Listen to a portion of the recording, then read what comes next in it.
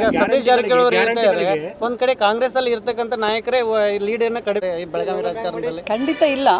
ಸತೀಶ್ ಜಾರಕಿಹೊಳಿ ಅವರು ನಮ್ಮ ಪಕ್ಷದ ಹಿರಿಯ ನಾಯಕರು. ಅದೇ ರೀತಿ ಲಕ್ಷ್ಮಣ್ ಸವದಿ ಅವರು ಕೂಡ ನಮ್ಮ ಪಕ್ಷದ ಹಿರಿಯ ನಾಯಕರು.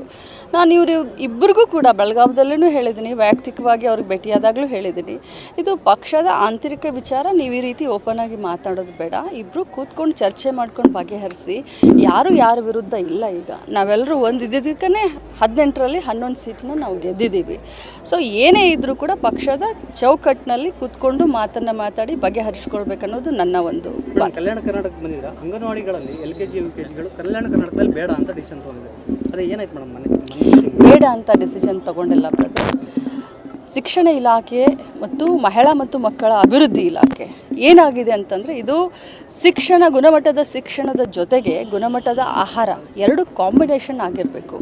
ಯಾಕಂತಂದರೆ ಸದೃಢ ಮಕ್ಕಳು ನಮ್ಮ ದೇಶದ, ನಮ್ಮ ಸಮಾಜದ ಒಂದು ಭವಿಷ್ಯ ಇರುವಂಥ ಸಂದರ್ಭದಲ್ಲಿ ಕಲ್ಯಾಣ ಕರ್ನಾಟಕದಲ್ಲಿ ಸುಮಾರು 2000ಕ್ಕಿಂತ ಜಾಸ್ತಿ ಈಗಾಗಲೇ ಈ ಒಂದು LKG UKGಗಳಿಗೆ ಕಲ್ಯಾಣ ಕರ್ನಾಟಕ ಭಾಗದ ಎಲ್ಲ ಮಂತ್ರಿಗಳಾಗಲಿ, ಶಾಸಕರಾಗಲಿ, ಅಥವಾ ಚೇರ್ಮನ್ ಆಗಲಿ, ಅಥವಾ ಶಿಕ್ಷಣ ಇಲಾಖೆಯವರು ಈಗಾಗಲೇ ಹಸಿರು ನಿಶಾನೆಯನ್ನು ಕೊಟ್ಟಿದ್ದಾರೆ.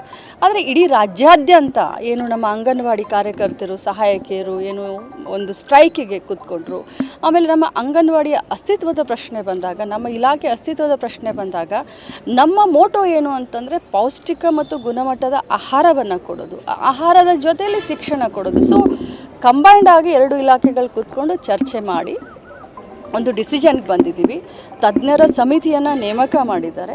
ತಜ್ಞರ ಸಮಿತಿಯ ಅಧ್ಯಯನದ ಮೇರೆಗೆ ಏನು ಮಾಡಬೇಕು ಅನ್ನೋದನ್ನು, ಮತ್ತು RTE ಅಂತ ಏನು ನಮ್ಮ ಒಂದು ಕಾಯ್ದೆ ಇದೆ, RTE ಕಾಯ್ದೆಯ ರೈಟ್ ಟು ಎಜುಕೇಷನ್ ಆ್ಯಕ್ಟ್ ಕಾಯ್ದೆಯ ಅನ್ವಯದ ಅಡಿಯಲ್ಲಿ ಅಂಗನವಾಡಿಯ ಸಮಗ್ರ ಒಂದು ಬದಲಾವಣೆ, ಅಮೂಲಾಗ್ರ ಒಂದು ಅಪ್ಗ್ರೇಡೇಷನ್ ಅಂತ ಹೇಳ್ಬೋದು, ಶಿಕ್ಷಣ ಇಲಾಖೆಯ ಸಹಯೋಗದೊಂದಿಗೆ, ಆರೋಗ್ಯ ಇಲಾಖೆಯ ಸಹಯೋಗದೊಂದಿಗೆ ಎಲ್ಲರೂ ಕೂಡಿಕೊಂಡು ಒಟ್ಟಿಗೆ ನಮ್ಮ ಮೋಟೋ ಮಕ್ಕಳಿಗೆ ಗುಣಮಟ್ಟದ ಶಿಕ್ಷಣ ಮತ್ತು ಗುಣಮಟ್ಟದ ಆಹಾರ.